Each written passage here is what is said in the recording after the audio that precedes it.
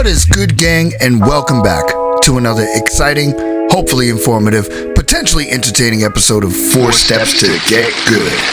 I, of course, am your humble host, Mr. Stache-Tastic, aka the Mustached Assassin, aka Mr. TMA all day. And today, I'm going to show you 4 ways to get good at WWE Champions. You know what's up. It's time to level up. Quick disclaimer, explainer.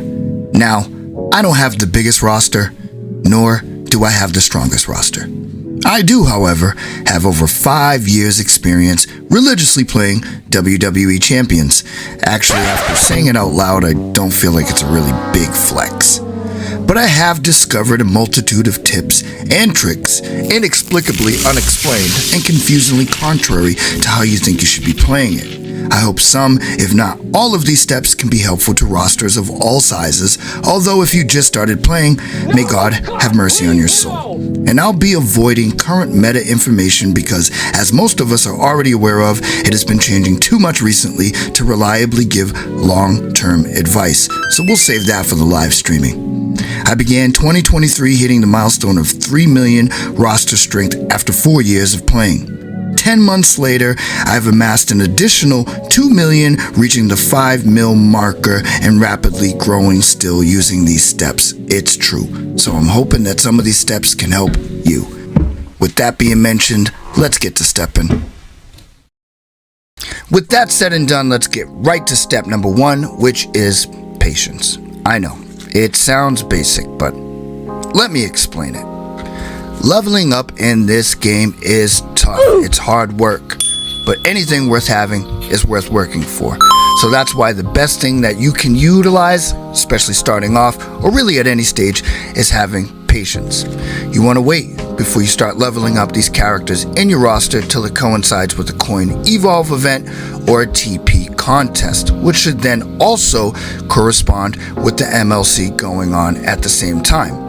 Little extra side step, you want to wait and pace yourself on the TP events because they go for 7 days, where the coin evolves are every 24 hours. Again, it's just a little thing where having some patience can really benefit you in the long run. Then we'll leave it at that now so you can get to step number 2.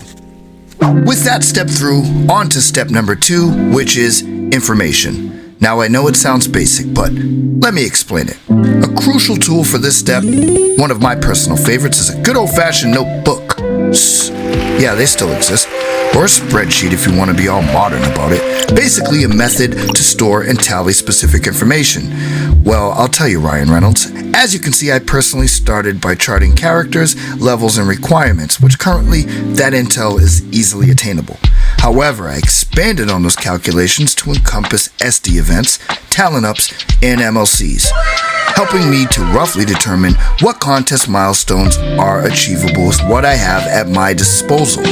This information is readily available at WWE Champions.com, which it should be known without saying, but considering this is intended to be informative, I must stress that you 100% check portal daily for your free stuff, as well as pertinent information about current events, required characters, upcoming events, and the web coin benefits. Enough said. The next great place to obtain information is on a trusted Discord server like the Stash Cave, where experienced players can post relevant game information as well as giving solid advice on those harder to answer roster questions. Once this is in check, we get ready for our 3rd step, which is organization, or prioritizing your roster. I know. It sounds basic, but let me explain it. Turning up the heat for step number 3, because this one's a big one. It's organization or prioritizing your roster. Now, I think it goes without saying, but you should be working your female roster just as much, if not more, than your male roster. My goals from that point are to have a quality 6-star silver character for each class, both male and female. After that, my priorities go to different eras. As you can see there, Alundra Blaze, who's very good as New Generation, and then I also took Becky Lynch to 6-star because she is a modern day female technician. When I was trying to decide whether or not I was going to chase Bayley in her month, the only other female showboat that I had that was pretty good at the time was Mickie James. Now we all know Bayley's better, but it made it easier for me to make that call very early on, knowing they were from two different eras. Also, I've been able to utilize having both of them in my roster for various events. Now listen, you've done the first step, right? You've been patient. Then you did the second step. You gathered up your information, you grabbed your notebooks and your spreadsheets, and you got the information. Now, you need to take an honest look at your roster and see the areas in which you're lacking, whether that's a Hall of Fame female or a New Generation acrobat. I don't know, but you do. And this is when you start to look at your roster and then make a concise effort to fill those holes. Which brings us to our fourth and final step. Some call it the golden one. Hesitation. I know it sounds basic, but let me explain it. When it comes to WWE Champions, you win some and you lose some, but you can't win them all. This is where it's important to revisit the steps that we've already taken by using patience and getting that information and now prioritizing your roster. You can use that book or spreadsheet and start to tally up when these events start.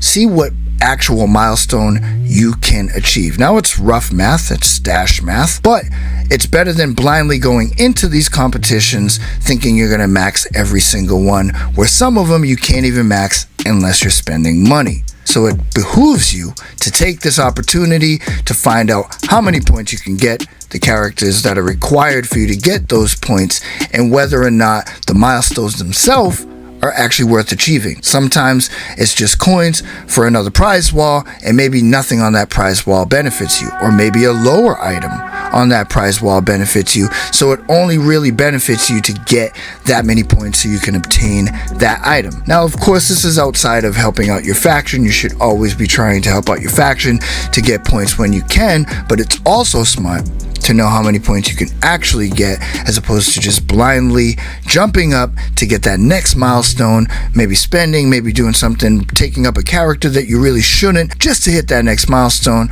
only to not get anything that really benefits your roster in the long term. And just like that, we're ready for the recap. What do you mean, what? We're doing the recap now, man. We already finished the steps. Pretty sure we got everything, so we'll catch you next time, Stache Man. So you told him about the difference between practical and tactical characters? Or you're just in time to give him that description. So why don't you take it over, Stache? I'll hop in the mustard while you catch up. Essentially, you should be looking at your roster with two different types of characters. One is practical, someone like Hall of Fame Taker here, that even on autopilot, I can usually rely that the AI is gonna play him correctly. I said usually. And then there's tactical characters like Happy Corbin. In the hands of a skilled gamer, he's quite lethal. However, when played by the AI, his effectiveness is less than impressive. You see how they're botching this right now? You get it? Yeah. It's the botch gems? Yeah, we get it. Whatever. So when you're organizing your roster, you did tell him about that, right, TMA? Yes, I did. Step 3. Just checking. You need to prioritize these characters as well. I do believe you can make any tune in this game good, but if you're expecting the AI to play your superstar with any type of strategy, nuance, or even common sense, it's like waiting to see the Easter Bunny on Christmas morning taking your tooth. What? 'Cause you won't see it. You know what? Great extra step, Stache Man. Thanks for saving the day, That's man. what I do. You know, it's the second episode. We're still trying to get good. Don't be too hard on yourself, TMA. You can't win them all. Thanks, Stache Man. Wait, what? I said you can't win them all. You never heard that expression? I mean, I have, but why does it sound like you're saying you can't win a mall? Have you ever won a mall before? No. That's what I thought. Anyways, I got people to save. So TMA, good day. and good morrow to you. So now that we're done with that, let's get back to the recap.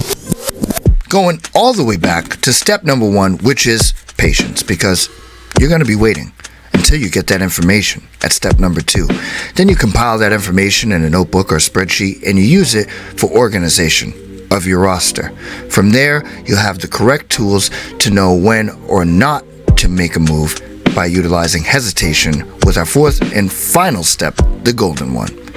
As always, I gotta give a huge respect and shout out to the Get Good Gang. If you don't know about them, it's time to find out more. You can check me out on Patreon and join the O3Gs, the exclusive movement. Shout out to our one and only sponsor, Stache Industries and Mr. Stache-Tastic's Mustache Wax.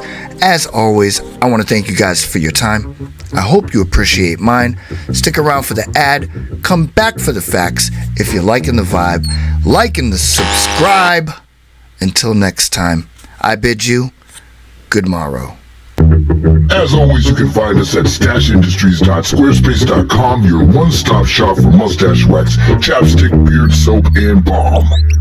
Along with custom packages that are crafted and curated from a system that works. I know, cause I made it. Formulated with some content that I was making to help level up any facial hair situation. Join the conversation on Discord at the Stache Cave, or join the movement on Patreon if you're feeling that brave. Hey, cause this is our season. Check the content. Don't forget the live streaming. I'm thankful for your time. Hope you appreciate mine. So if you're liking the vibe, you should like and subscribe, right? Said if you're liking the vibe, then you should like and subscribe, right?